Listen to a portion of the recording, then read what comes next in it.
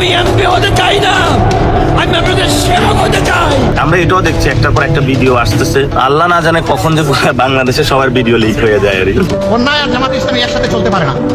এর মানে আমি এটা বলছি না যে আমাদের কোনো ভুল হয় না। সাতক্ষীরা 4 আসনে জামায়াতের এমপিকে নিয়ে গত 2 দিনে যা হচ্ছে তা আমার একটু পছন্দ হচ্ছে না। তোমাকে ততক্ষণ পর্যন্ত ভালোবাসবো যতক্ষণ পর্যন্ত তুমি সৎ। এর বেশি কিছু দাবি করলে ভুল করবেন। ভালো থাকলে মাথা তুলে রাখবো, আর খারাপ হলে সোজা পায়ের তলায় ফেলে দেবো।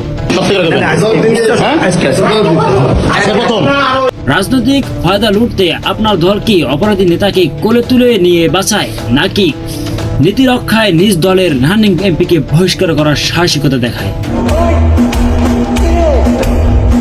বিতর্কিত অডিও ভিডিও বা গুরুতর অপরাধের প্রমাণ থাকার পরেও যখন অন্যান্য দল নিজেদের নেতাদের বাঁচাতে আইনি ডাল ব্যবহার করে, ঠিক তখনই রানিং এমপিকে বহিষ্কার করে নির্বাচন কমিশনের চিঠি দিয়ে নজির গড়েছে জামাত ইসলামী।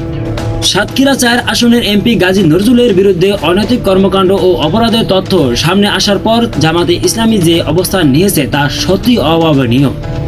অভিযোগ ওঠার পর দল কালক্ষেপণ করেনি, দ্রুত তদন্ত ও নিরপেক্ষ যাচাই বাছাই করেছে। তাকে কেবল দল থেকে বহিষ্কার করা হয়নি, বরং তার এমপি পদ বাতিলের জন্য সরাসরি নির্বাচন কমিশনেও অভিযোগ দেওয়া হয়েছে। অপরাধী যতই প্রভাবশালী হোক বা রানিং এমপি অপরাধী নিজ দলের লোক হলেও জামাত তাকে বিন্দু মাত্র ছাড় দেয় না। সামাজিক ও মানসিকভাবে চরম ব্যবধান সৃষ্টি হয়েছে দেশে। এখানে ধর্মীয় যুক্তির কথা বাদে দিলাম, কারণ এ ধরনের কাজের পর ধর্মীয় যুক্তি আর তার সাথে যায় না। সাধারণ সামাজিক ও মানবিক যুক্তিতেও এটি চরম নীতিহীনতা।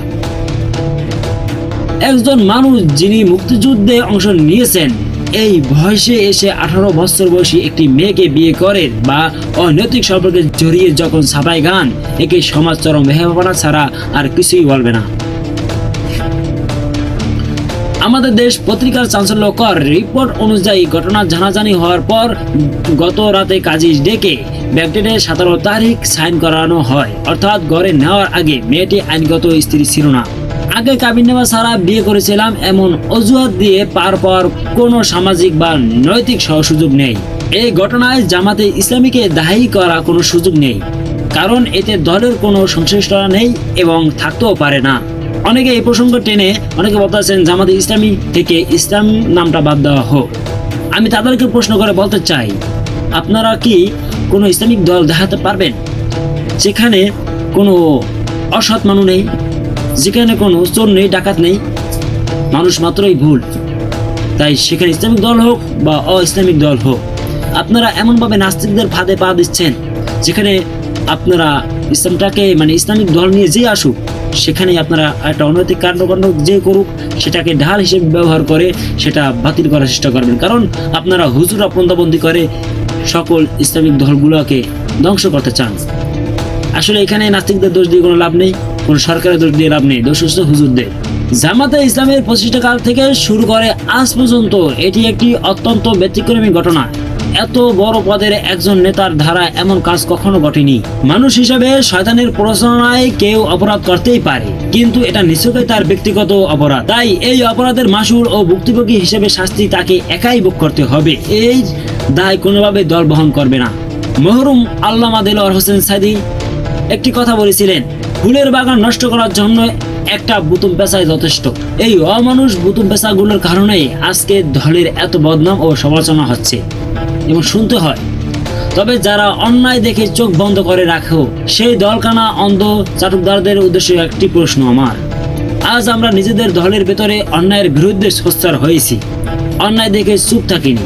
তোমরা কি নিজেদের দলের অন্যায়, অত্যাচার, জুলুম, খুন, ধর্ষণ, চাঁদাবাজি বা দুর্নীতির বিরুদ্ধে কথা বলার সৎ সাহস দেখাতে পারবে, নাকি নিজেদের দলের অপকর্ম ডেকে চিরকাল চোখ বন্ধ করেই রাখবে?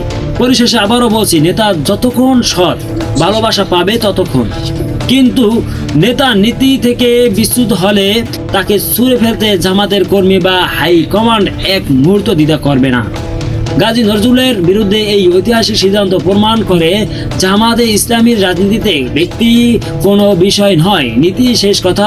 অনুগত্যের রাজনীতি যারা করেন তারা দেখে যান, অপরাধী নিজ দলের রানিং এমপি হলেও তাকে ছাড় না দিয়ে তলোয়ার চালাতে জামাত বিন্দু মাত্র দ্বিধা করে না। তাই নোংরামি আপনারা শেষ করে আপনারা ঐক্য হন এবং সৎপথে থাকুন। সত্যকে সত্য বলুন, তিতকে তিতা বলুন। এভাবে দলকানা হয়ে নিজেদের দলের বেহাপানা ডেকে রাখবেন না। যেমন জামাতের বিরুদ্ধে আপনারা যেরকম সোচ্চার হয়েছেন, ঠিক তেমনই আপনাদের দলের বিরুদ্ধেও আপনারা সোচ্চার হন, কারণ এইসব মানুষের জন্য প্রতিটা দলেরই বদনাম হচ্ছে। পরিশেষে একটা কথাই বলবো, আমার ভিডিওটি যদি ভালো লাগে আমার চ্যানেলটি সাবস্ক্রাইব করবেন এবং আমার এই ভিডিওতে কমেন্ট করে আপনাদের মতামত জানাবেন। খোদা হাফেজ।